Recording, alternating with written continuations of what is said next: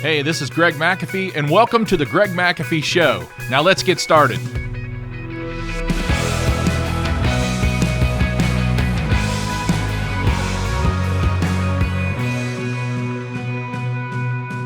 Hi, and welcome back to the Greg McAfee Show, where we discuss steps to successful entrepreneurship, how to take your business to new heights and ultimately follow your dreams. And today we're going to be discussing part 2 of Think and Grow Rich by Napoleon Hill. So we talked last week about several things that are in the book, especially thinking positive, dreaming, imagining things, all those types of things. Good stuff. Gotta have it. You're not going to get very far if you don't. Today we're going to be discussing a couple other things that we have to have, or in some cases we can't have. And the first one is procrastination. And Napoleon Hill talks about this, almost 100 years ago. Procrastination will kill a business. It will take you under. Procrastinating is just waiting around and not being able to make a decision. It's probably one of the main reasons most people aren't satisfied with their lives and why they don't reach a certain level of success. I've not had to set an alarm clock since my Marine Corps days. I don't know why. It's just a habit. I wake up somewhere between 4:30 and 5, and I have got into the habit of getting up. When I wake up in those times, very rare will I roll back over for a few minutes, because I know if I do, it's not going to be good, okay? So when I did set an alarm, I got out of the Marine Corps. When I did set an alarm, and sometimes I would wake up several times I would wake up before it went off, and I would shut it off. But if it did happen to go off, I would think in my mind, opportunity buzzer. This is another opportunity to have another day of life. And it's another opportunity to do many things. So, like him or not, but President Trump, different than most people, only requires somewhere between 3 and 5 hours of sleep a night. And if you've read any of his books, he talks, and I believe it's The Art of the Deal, which we're not talking about today, but that would be a great topic to talk about. But he said he's got the advantage on his competitors because he's already got somewhere between 2 and 3 hours of extra hours a day to work on his business, or in the last 4 years of his presidency, to work on our country. So he was typically up somewhere around 3 a.m. in his office working away. And I don't know. I got a lot out of that. And he's also the one that says, when I wake up, I get up. And there's no sense in laying there. And so I learned something from every book I read. I wish I could retain a lot more than what I do. But I definitely retain that. And I put it to work. And so how do we overcome procrastination? How do we overcome procrastination? Well, first of all, like any problem we have to first admit we have a problem. And you have to realize, if you're delaying things all the time and not wanting to put them into action, that you've probably got a problem with procrastination. Ask people around you. They will tell you if you do. Sometimes a perfectionist can procrastinate more than others because they want it done a certain way, and they are almost afraid to pull the trigger to make it happen because it might not be done perfectly. And I'll tell you, I learned a long time ago that great can be the enemy to good. Now, I will use some examples in my job. We've tried to do an installation like it's artwork and make it look good, make it be safe, make it run well, all those types of things. But sometimes, we might have someone who gets done a little quicker, is able to go on to another job. So we look at that job and we go, it is not perfect. However, it is really good. And it passes the codes. It passes the safety checks. It's good, okay? Another hour or two, it could have been perfect. But then you have to weigh out what's perfect. And you have to decide, is it worth losing another 2 hours a day, 10 hours a week on trying to be perfect, or trying to serve the customer and get to as many installations as we can? So if you're a perfectionist, you probably struggle with procrastination. And you actually have to motivate yourself. We all do, whether we're perfectionists or not. We have to motivate ourselves to complete a task, and we have to schedule it. I mean, there's not a whole lot that gets done in my life if it's not on a schedule, if it's not on a list. And I'm more likely to get it accomplished quicker if it is on a list, because I like to cross it off. So they talk a lot about in the book about motivating yourself to complete the task and then having some sort of reward for completing the task. And that can be, that could be anything. Taking my wife out to dinner, going to buy the team lunch, having donuts in the morning for the team, saying thanks, whatever it is. You can come up with your own. So if you're putting off a task because you're tired, then it's time to, maybe you need some rest. Maybe you need a couple days off. I don't know. Maybe you need a week off. I don't know, whatever it is. But you shouldn't be tired. As a business owner who that I talk to the most on this podcast, I hate to say this, or I don't hate to say this, but some people will take it wrong. As a business owner, we don't have time to be tired. Honestly, we've got a lot to do. There's a lot to accomplish. And if you're taking the right amount of time off or getting done a certain time of the day, you're going to be tired some days, but not every day, okay? If you're tired every day, you need to go to the doctor.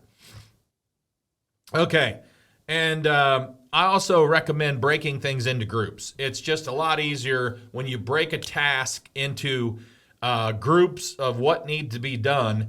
And then also delegate. Have someone help you do this task to get it off your plate. And that's very important. Delegating is very important. We've talked about it several times. So remember, never let perfect get in the way of better or really good. Something else they talk about in the book, how to improve you and your company, is to be part of a mastermind alliance. Be part of an inner group, selected people. And I always say, make them smarter than you, So in a mastermind, so you can have vision, desire, knowledge, imagination, and basically a great question I always ask, what's next? We're not going back to normal. We're not going back to the old way anymore. What's next? And that's what we need to be looking forward to. And if you're part of a mastermind, you're going to find out what's next, because you're going to R&D, we call it, rob and duplicate some of the ideas that you learn in your mastermind group. And surround yourself with like-minded people. They say that the 5 people you hang around with, you become like them. Well, make sure there are people that you want to become like. Make sure they're smarter than you. Make sure they're highly motivated. Make sure they have integrity, of course, and make sure they've made things happen. You know what I mean? I don't want to hire a business coach. If I have 40 trucks, I don't want to hire a business coach that has 10. Okay? He hasn't surpassed the 20, or she hasn't surpassed the 30 trucks yet, where I've already done that. Okay, so if I have 40 trucks, I'm going to hire someone who either has 80 or 100 trucks at least, and or hang with them or be part of their mastermind alliance, because that's who I want to learn from. They've been there, done that, so I want to learn that. And be careful also when you're hiring business coaches or business groups. There's so many of them today in my world of HVAC. Be careful. A lot of those guys have never been in business. They never started their own business. They've never done what you've done already. So how are they going to take you to the next level? Yeah, they have a lot of good information. It's a lot of good in writing. But I'll tell you what, the best information comes from someone who's been there, done that, and knows how to do it again, okay? I'm sure there's a lot of people that join these different groups for a lot of money per year. And more power to you. But there's nothing better than a coach, a consultant who's been there, done that, and done it well. Nothing better. So the mastermind, it's great to have people that have been there in the trenches with you. Like I said, Will Rogers said that a person can learn two ways. He said you can learn by reading, and you can learn by association with smarter people. So you can learn by reading, and I read a lot, and I've read a lot of books, and I'm sure you have too. We can learn by reading, or we can learn a lot by associating with people who have been there, done that, or know how to do it well. All my coaches were not in heating and air conditioning, but all my coaches have been in business for themselves and have been very successful at it. Something else for the Mastermind Alliance is it helps you to be held accountable. Rarely do you succeed when the only person you have to answer to is yourself. You need to answer to other people. They're going to hold you accountable more. There's power in speaking your dreams and your goals with other people as well. And when you do that, it's like a new level of drive becomes part of you. It's a new level of drive, and it drives you to be more, to improve and to be better. And if they can do it, I can do it, and to be more like them. And I just want you to think about that, because you can only go so far on your own. It takes other people who are doing things better than you, so you can look at that and you can do, if he can do it, I can do it. If she can do it, I can do it. It doesn't matter. And then we just need to network with the right people. When we hold our boot camps in little Dayton, Ohio, in our building facility, and this is the second building I've had that we have built training rooms and facilities for holding boot camps, business boot camps and training. And I always say something like, we're not holding this in Los Angeles. We're not holding this in Cancun. We're holding this in Dayton, Ohio. And if you want to go to a place and party, then you go and you waste your time and you waste your money and you take time away from your family and all that stuff. Go get them. But if you come to Dayton, Ohio for a Greg McAfee boot camp, there's not a whole lot to do here. There is, but there's not going to be a whole lot to do here in 2 days. And you're not coming for the weather. So you're coming here to learn how to grow your business. And if that's what you want to do, then this is a great place to attend. That's what I say when I hold the boot camps. We're just not out there advertising this glorious place, and I don't go somewhere and rent some place in a really nice climate. If that's the only thing that gets you to a boot camp, I don't know. You better check yourself, because, I go to learn. I go to grow. And I go to see what else other people are doing. I don't care about the weather. It can be 0 degrees outside. As long as it's 70 inside and I'm learning, I'm good to go. So think about that. So we need to network with the right people. So, when you network with the right people, it's pretty clear biblically in Proverbs 13:20, it says, "He who walks with the wise will be wise, but the companion of fools will be destroyed." So you can network with anyone you want, But if your circle's full of successful alcoholics, then don't be disappointed, okay? But if your success circle is full of achievers and people that think like you and act like you, man, you're in a good group. You're just going to become what's in your group. Remember that. The 5 people you hang with, that's who you become. So who's ever in your group, if they're alcoholics, you'll probably be alcoholics. And that's just how it works, folks. So be careful who you hang around. He who walks with the wise becomes wise. I want to surround myself with wise people and people who've been there, done that, know how to do it again. And another byproduct of the Master Alliance, which is talked about in the book, Think and Grow Rich, you grow faster. You just naturally grow faster. Now, I've really put a lot of thought to this because I used to preach slow growth, and I still do in some cases when I'm coaching certain people who are growing too fast, because I've always been taught by people smarter than me, fast growth will take you out of business more than lack of capital will. And fast growth is not the healthiest growth. I'm probably an example of slow growth, and I know what it did for me. However, in today's world, with the business growth techniques that are used and in very hot climates, you can be very successful and grow a lot faster than I did. So I'm not going to sit here and tell you that you got to grow slow. If you're growing slow, who cares?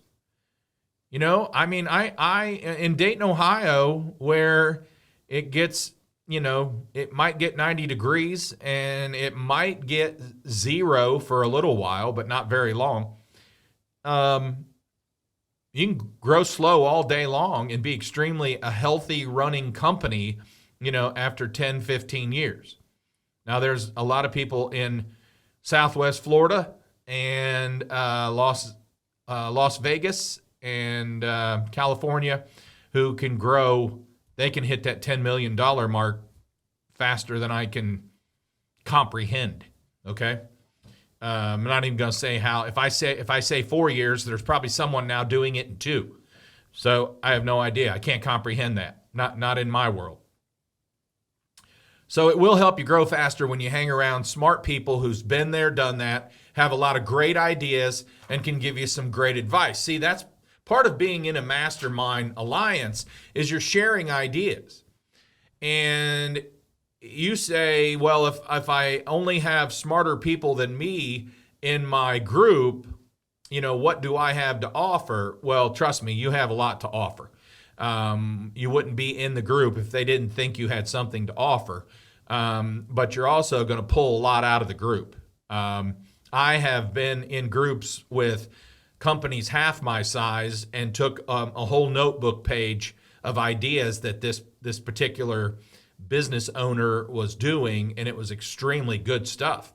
And again, you can learn from anyone if you're open to learning. If you just think they need to be bigger, then again, you're going to be disappointed because bigger doesn't mean a whole lot to me. Solid hiring and solid marketing and advertising,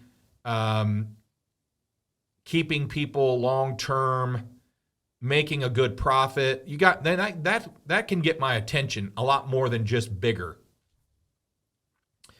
So that's good stuff, and we could probably go on and on about that, hanging with the right people. It does good in school, in high school. You hang with the right people, you'll make better choices, and it does good as business people as well, hanging around successful business people. All right, the last one we're going to talk about today, which is out of the book, and we will end today, the part 2 we're going to end today, is fear. And I think a lot today about fear, just because of the COVID-19 has just put a lot of fear in people that never used to be as afraid of things as they are today. And, a lot of people today are still afraid to go in somewhere without a mask. And they're afraid, depending on what part of the country you're in, they're afraid to go in with a group of people, like at a basketball game, or a football game, whatever it is. But basketball games typically inside, and you're next to people, and they're fully sold out tickets, and nobody, probably 95% of people in there are not wearing a mask. Now that's getting back as close to normal as possible that I like personally. But there's a lot of fear about that. There's a lot of fear. So in business, as you grow, there's a lot of fear. I talked to someone the other day, and they're pretty fearful about that next step of growth, about hiring this certain position, or, putting one more person out in the field where they don't feel they could manage them well. Fear. That's fear. And some fear is okay. Too much fear, not okay.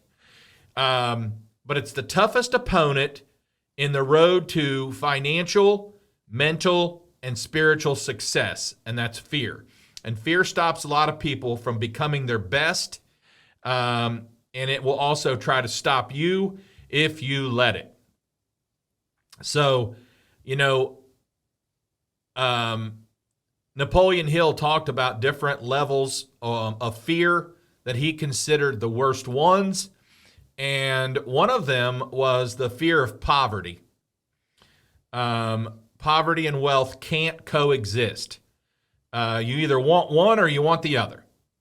And now, we're not talking here about just constantly chasing money. Because if you constantly chase money, you're going to be constantly chasing it forever. But we are talking about success. We are talking about growth. And we all are talking about wealth, because that's the byproduct of those three things. You will accumulate wealth. Taking care of people, serving them well, that will equate to wealth. And you have to have a desire to become successful, to become wealthy, financially stable. And then, refuse the poverty mindset. Well, my parents were poor and their parents were poor. I'll probably be poor. Well, you probably will. If you think like that, you got to step out. You got to be different. You got to make things happen. If you're in business, or you're thinking about being in business, you've got to think differently. This can be done. There's a lot of us that have done it. $274 in a used truck's where I started out. Did not have a family of wealth. Did not have a well-known name. Was not even from Dayton, Ohio. Nobody knew me. I didn't even have high school friends or school friends that actually knew Greg McAfee. So, starting out, my phone wasn't, I'll call Greg because I went to school with him. I didn't have that advantage even. So the fear of poverty is a big one. Number two is a fear of criticism. If I leap out and I try this, what if I fail? And then criticism, right? I told you you would fail. If you ever watch the movie about Rudy, who was a walk-on for Notre Dame, his dad tried, he wanted to go walk on at Notre Dame, and his dad tried to get him to stay in the small hometown they were from. And his dad said, there's nothing wrong with being a Rudiger. We're gonna work in the factories, the coal mines. There's nothing wrong with being a Rudiger. his dad said something like, your brothers are taking over plant 1 and they're doing well. And he basically looked at him and said, I'm not them. And he got up and walked away, got on the bus and went to Notre Dame and became a walk-on, and was the only walk-on in Notre Dame history that played at the time, and they carried him off the field, as a walk-on. So anyway, you have to watch the movie. I've watched it several times, and it's a great movie, but fear of criticism will take you down. Rudy was not afraid to be criticized. He had a friend named Pete. Pete was his encourager. Unfortunately, Pete died, but Pete would encourage Rudy to go do it. Follow your dreams. Don't worry about being criticized. Someone will always criticize you. There's someone out there always who will criticize you. And they are, a lot of times they're just jealous. It's envy. They couldn't do it, so they don't want you to do it. And unfortunately, there's a lot of people out there like that. But who cares? Criticize me all you want. I'm still moving forward. I'm still going to make this happen. And years later, you will thank yourself for continuing on and not quitting. Don't let fear get in the way. The critics do have a profound effect, from the time we're young to the time we're older. Don't let them rob you of your power, your positive thinking, your self-confidence, and your independent thinking. You got to be an independent thinker. But again, surrounding yourself with people who think like you, that's going to help you, and that's going to give you motivation and encouragement and everything else we talked about. But also, people fear ill health, especially today, COVID-19. We're worrying about dying when a very small portion actually die of COVID alone. I told you my wife had COVID pneumonia. Totally different than just COVID, although there have been people died of COVID. COVID pneumonia, whew, that's bad. It's a lot worse. But fear of ill health, it gets in the way. It will stop you, and it will make you very pessimistic about everything that you're trying to do. Also, the fear of not being liked. Peer pressure, not being liked. If I do this, I won't be liked. I won't be appreciated. If I leave the group and I go do something different, I won't be liked. If you're just worrying about being liked, then you're going to have a hard time in business, because there have been several times in business that I have not been liked. But it did not stop me from continuing on with my goals and continuing on with success. And in the book, they talk about fear of old age, fear of not looking as good as you did at one time, all those types of fears, and even fear of death. So if you just sit around and you clog your mind with the fears that we talked about today, it's really going to hold you back from being successful. It's going to hold you back from being the person that God made you to be, that you're able to be, but you've allowed fear to get in the way, and you've allowed it to basically clog or cloud your mind with negative. And it's hard to break that chain of negativity, but it can be done. And if you ask the most successful people with the most successful businesses, they will tell you that they've had some fears, but the fears didn't hold them back. They didn't allow them to hold them back to be successful or to be who they needed to be or wanted to be or could be who God created them to be. So Napoleon Hill, remember, he interviewed several hundred of the most successful people in that time, who most of them were multimillionaires at that time. And he interviewed them at a 25-year job of interviewing all these people and writing this book. And, you know, what comes away from this is talk about learning from the best of the best, learning from people who had those fears, surrounded themselves with smart people, thought differently than everyone else. You know, if you just want to be in a company, in your trade, if you just want to do what everybody else does, then that's about as far as you're going to get.